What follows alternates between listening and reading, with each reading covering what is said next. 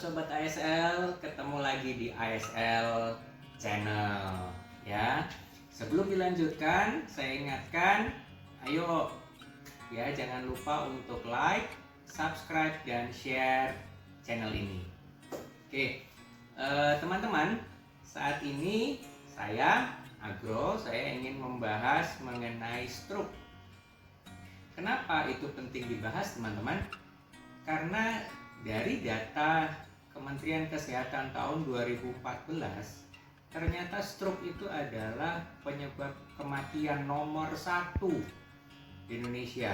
Ya, jadi penyakit tidak menular yang menyebabkan kematian nomor 1 di Indonesia. Dan stroke kemudian naik daun lagi karena dia juga merupakan faktor komorbid atau penyakit penyerta yang memberikan keparahan kalau yang menderita stroke itu terkena COVID, dan itu membuat kondisinya menjadi lebih parah, bahkan menjadi fatal. Ya, nah ini kami merasa perlu untuk bahas supaya teman-teman bisa paham mengenai apa itu stroke, ya, bagaimana gejala-gejalanya, dan nantinya kita akan bisa melakukan pencegahan. Ya, dan kalau seandainya sudah terserang stroke, kita nanti juga bisa mendapatkan terapi yang terbaik. Ya, itu yang menjadi tujuan materi edukasi ini. Nah, materi edukasi ini akan terbagi dua. Yang pertama saat ini yang akan dibahas adalah mengenai definisi stroke, kemudian faktor-faktor dari stroke itu sendiri, kemudian gejala-gejalanya. Jadi, selamat mengikuti ya teman-teman, dan sehat selalu. Baik teman-teman, udah siapkan catatannya. Kita mulai ya materi edukasi untuk kali ini. Tema kali ini adalah stroke, penyebab dan gejalanya. Oke. Nah, kita ulangi dulu satu hal penting yang ada di materi sebelumnya, yaitu mengenai penyebab kematian utama di Indonesia. Ini adalah data kematian akibat penyakit tidak menular di Indonesia pada tahun 2014. Dari data ini jelas terlihat bahwa stroke menempati tempat tertinggi, ya. Kematian tertinggi karena penyakit tidak menular. Ada 21,1% dari 41.590 kematian di Indonesia diakibatkan oleh stroke. Cukup tinggi ya. Nah, ada data lain yang menyebutkan 30% kematian dunia itu juga disebabkan oleh stroke. Ya. Stroke juga menjadi penyebab kecacatan nomor 3 tertinggi di dunia. Menyeramkan ya. Dan hal yang penting lagi adalah 25% stroke meninggal dalam rentang 1 bulan setelah serangan. Jadi setelah serangan stroke 25%-nya meninggal dalam rentang 1 bulan. 40%-nya meninggal setelah 3 tahun. Dan sisanya hidup lebih lama tetapi dengan menderita teman-teman, karena adanya kecacatan yang ditimbulkan akibat stroke. Dan ini benar-benar suatu hal yang jangan sampai deh kita mengalami ya, karena baik penderitanya itu akan menderita dan juga keluarganya juga akan menderita teman-teman, karena harus merawat penderita stroke dalam waktu yang cukup lama, dan ini cukup merepotkan. Oke, nah stroke itu sebenarnya bukan penyakit primer teman-teman. Beda dengan misalnya flu gitu ya, flu karena ada virus kemudian timbul penyakit influenza. Nah stroke itu beda, stroke itu bisa dibilang penyakit sekunder atau tersier teman-teman. Jadi penyakit yang timbul karena ada faktor-faktor sebelumnya atau ada penyakit sebelumnya. Ya, dan ada 2 faktor risiko yang menyebabkan stroke.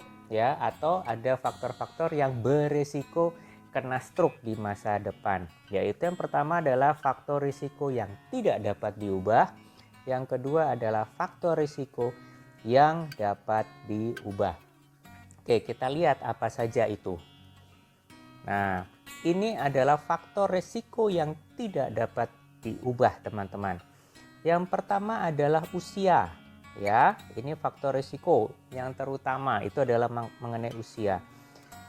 Bagi yang berumur di atas 55 tahun, faktor risiko terkena stroke itu semakin tinggi.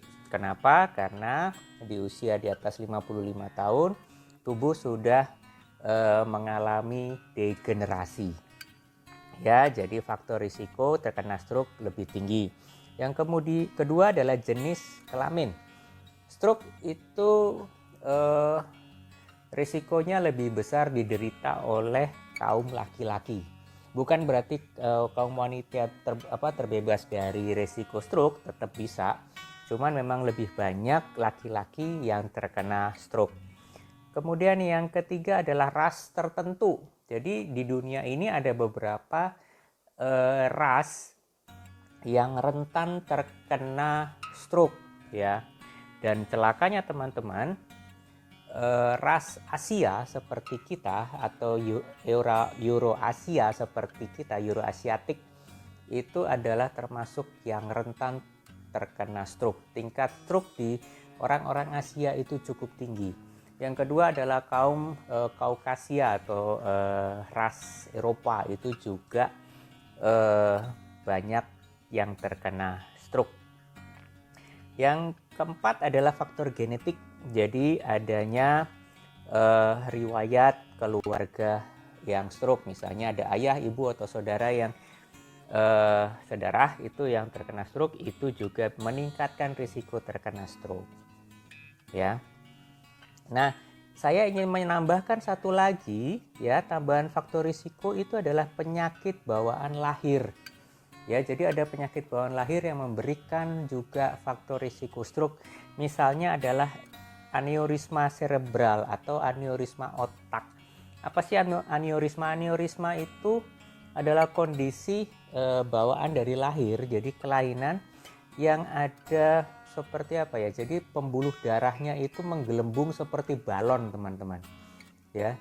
Jadi ada penggelembungan atau pembesaran pembuluh darah itu yang seperti balon, itu namanya aneurisma. Nah, kalau aneurisma itu ada di otak, namanya aneurisma cerebral, itu memiliki risiko tinggi untuk terkena stroke.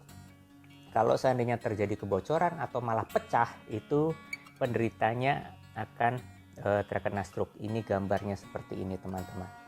Ya, memang penderita aneurisma cerebral ini sangat jarang, sangat langka, ya. Tetapi kalau seandainya teman-teman mengalami ini, harus punya kewaspadaan tinggi, ya.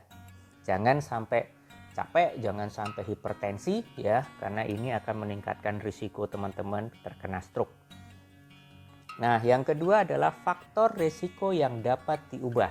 Ini bisa kita hindari, ya. Faktor ini bisa diperkecil, ya. Kita lihat apa saja, ya. Yang pertama adalah yang bisa dihindari itu adalah penyakit-penyakit, ya. Penyakit-penyakit yang sebenarnya bisa dipulihkan atau bisa dikembalikan lagi ke kondisi normal. Misalnya hipertensi, itu mempunyai risiko stroke. Yang kedua adalah diabetes mellitus. Orang-orang diabetes itu kekantalan darahnya meningkat, dan itu bisa meningkatkan risiko stroke. Obesitas, ya, karena kadar lemak yang tinggi, ya, itu juga bisa meningkatkan risiko stroke. Dislipidemia. Nah, apa itu dislipidemia? Dislipidemia itu adalah gangguan kadar lemak dalam darah. Jadi bisa jadi kadar lemaknya itu terlalu tinggi atau terlalu rendah.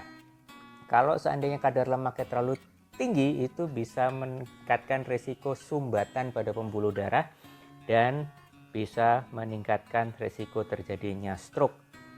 Kemudian fibrilasi atrium. Apa itu fibrilasi atrium?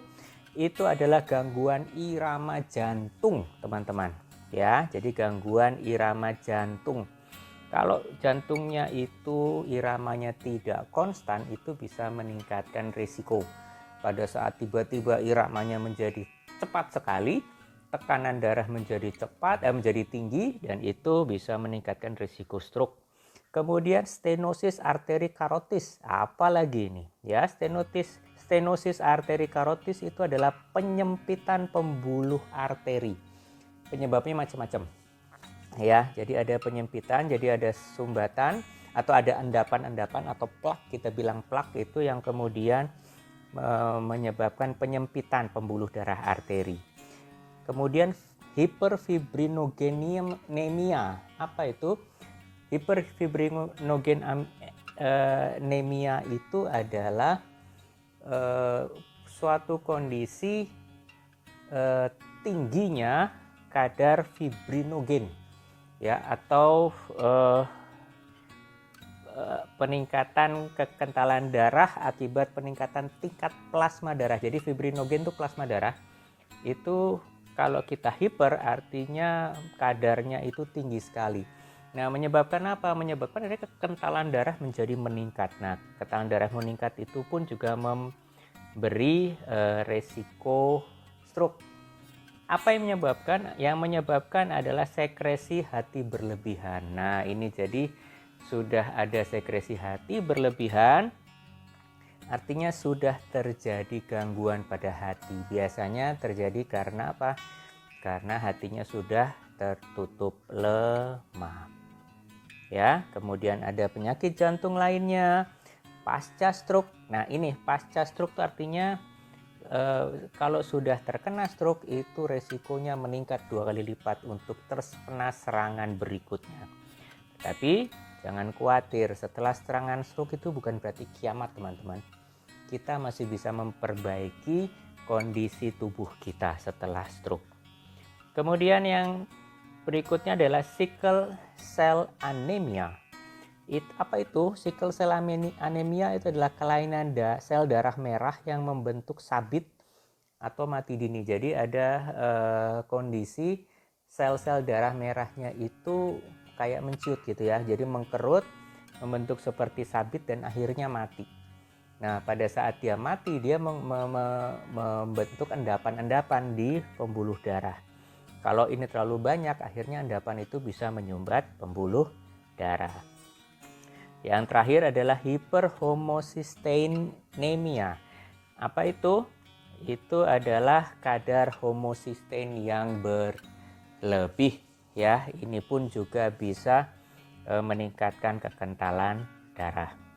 Yang selain penyakit-penyakit, ada juga akibat dari gaya hidup kita, ya, atau pola hidup kita. Yang pertama, kurangnya aktivitas fisik, migrain. Nah, jangan anggap remeh migrain ya teman-teman, atau sakit kepala sebelah. Ini bisa mengakibatkan stroke. Penyalahgunaan obat-obatan, narkoba itu jelas. Merokok. Nah, ini juga faktor yang terbesar yang bisa menyebabkan stroke. Ya, asap rokok, nikotin itu akan mengakibatkan kerusakan pembuluh darah, sehingga akhirnya teman-teman meningkat risikonya terkena stroke. Yang kelima adalah stres mental atau fisik. Yang keenam adalah pemakaian kontrasepsi hormonal, misalnya pil ya atau suntik ya, sehingga terjadi ketidakseimbangan hormon, akhirnya menyebabkan stroke. Ini sering sekali kejadian, teman-teman. Baik, berikutnya. Nah, sekarang kita lihat apa aja sih jenis-jenis stroke.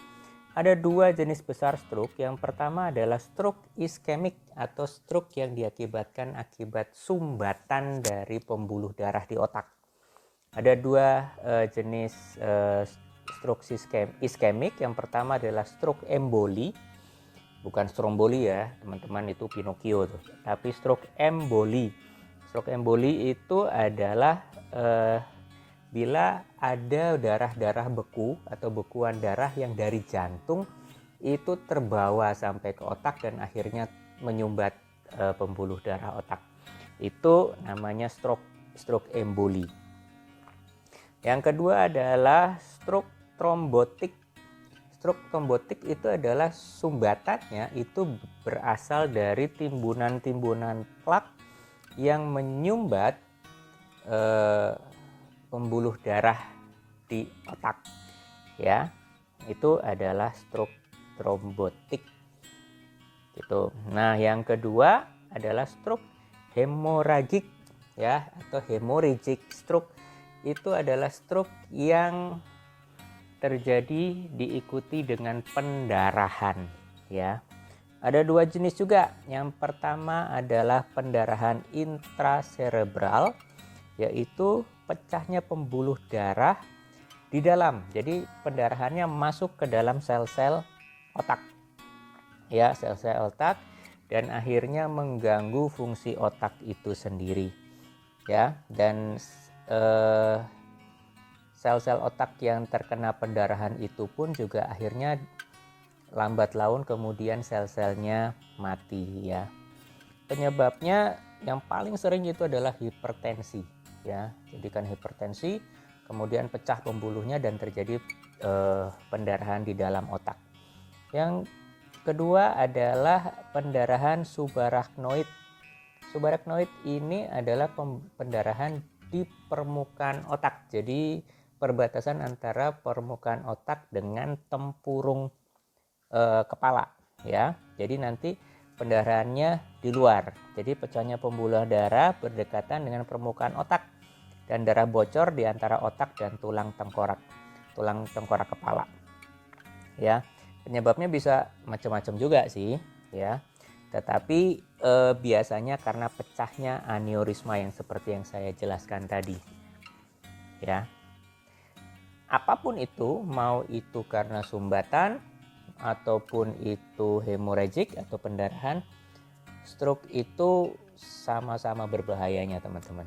Dan dua-duanya bisa berakibat fatal, ya. Ini yang harus diwaspadai. Oke, nah sekarang masalah gejala. Apa aja sih gejala stroke? Nah, teman-teman ingat ini slogan, ya, segera ke RS. Ini slogannya, diingat-ingat, ini sebenarnya singkatan. Se itu dari gejalanya adalah senyum tidak simetris, jadi mencong. Kita mau senyum tapi mencong, nah itu adalah gejala stroke. Ya, yang kedua G-nya apa? Gerakan dari separuh anggota tubuh melemah tiba-tiba.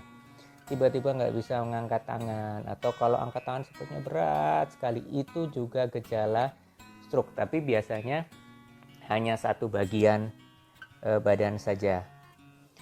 Ra-nya itu adalah bicaranya pelu atau celat, ya. Tiba-tiba tidak bisa bilang R atau bicaranya tidak jelas, itu adalah gejala-gejala stroke.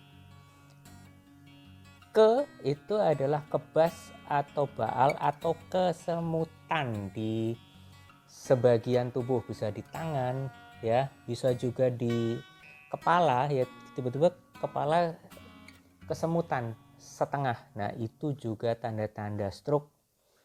R itu rabun.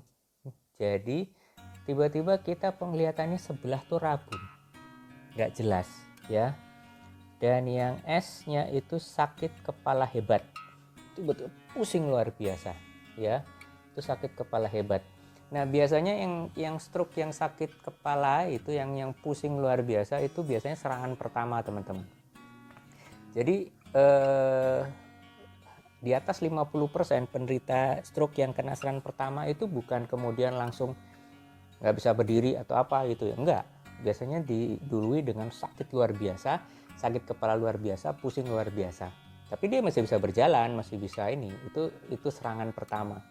Biasanya seperti itu. Bahkan saya mendengar cerita dari mentor kami, Dr. Tifa, itu ada koleganya yang seorang dokter yang sedang mengoperasi, tiba-tiba dia merasakan sakit kepala luar biasa dan ada seperti yang pecah di dalam pembuluh darahnya, dia bilang, waduh saya stroke nih. Jadi dia kena stroke tapi masih bisa sadar bahwa dia kena stroke gitu, seorang dokter. Sehingga setelah operasinya selesai, kemudian beliau dirawat. Dia masih beruntung, masih bisa tertolong. Itu. Jadi kalau mengalami salah satu aja, jadi kalau mengalami salah satu, nggak perlu ke 6-6 ya, salah satu aja, catatannya adalah segera ke RS. Ya, segera ke rumah sakit, karena semakin cepat serangan stroke itu ditangani, semakin besar kemungkinan teman-teman untuk kembali pulih. Oke? Baik, sekarang kita lanjutkan. Nah, ini ada beberapa fakta data dari stroke ya. Ini saya sampaikan aja ya. Ternyata teman-teman, 1 dari 5 kasus stroke akibat obesitas. Yo, ya. Jadi 1 dari 5 penderita stroke itu karena obesitas. Jadi teman-teman yang sudah obesitas tolong waspada. Gede banget resiko teman-teman terkena stroke. Karena apa? Karena 15,4% penduduk Indonesia mengalami obesitas. Ya, ini data tahun 2013. Ya, sekarang yang menderita obesitas itu lebih tinggi lagi. Perkiraannya adalah sekitar 40% itu obesitas sekarang. Yang kedua adalah 1 dari 10 kasus stroke berhubungan dengan merokok. Ya, disebabkan karena diderita oleh perokok. Padahal 36,3% penduduk usia di atas 15 tahun yang merokok.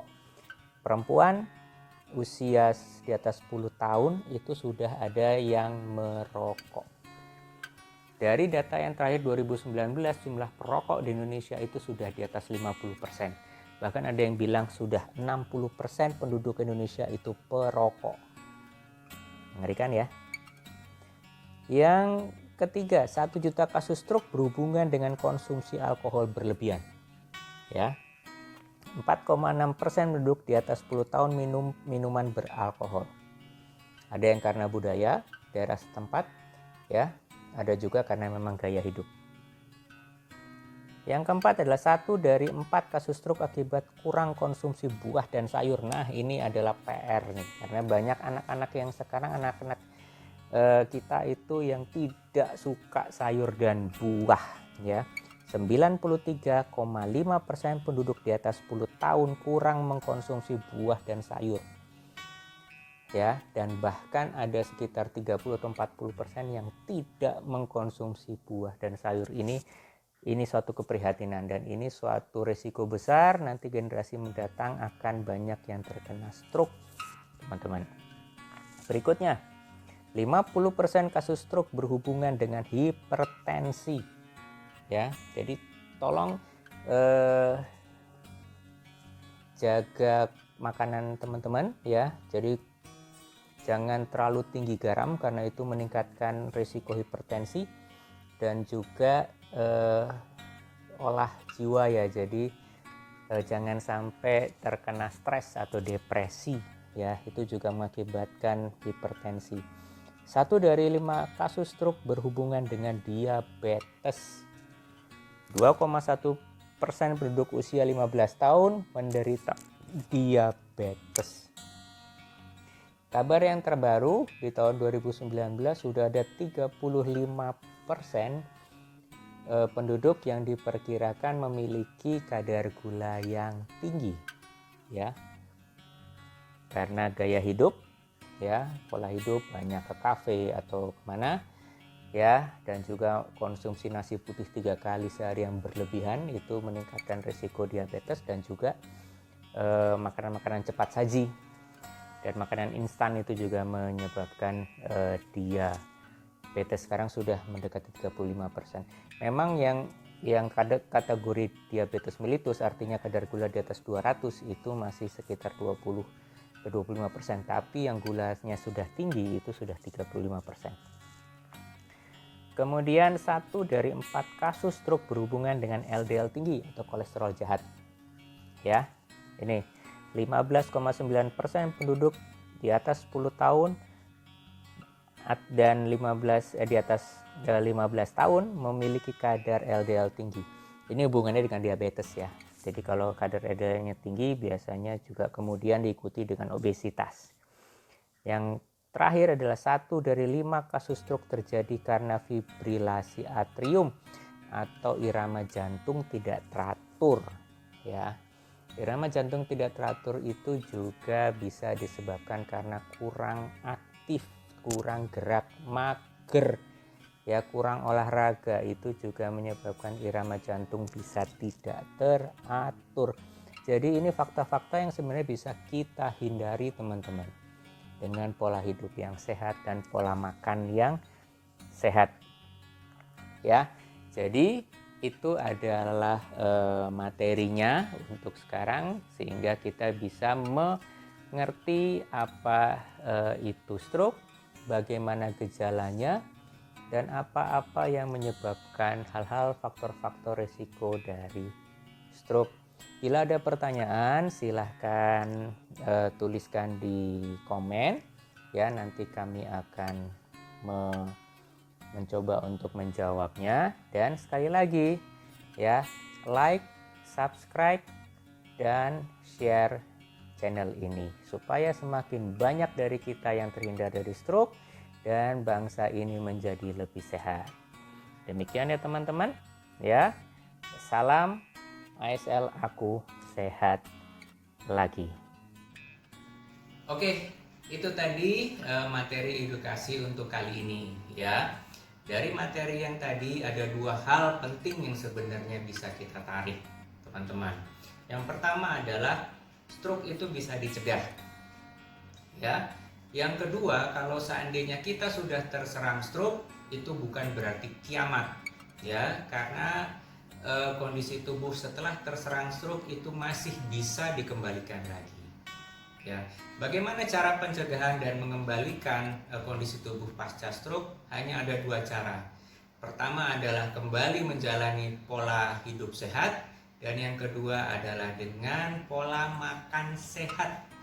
Nah, jadi dengan diet yang tepat kita bisa terhindar dari stroke, dan dengan diet yang tepat pula kita bisa mengembalikan tubuh pasca serangan stroke. Bagaimana itu? Nah, itu akan kita bahas di materi berikutnya. Jadi, jangan sampai kelewatan ya. Tetap sehat selalu. Salam ASL, aku sehat lagi.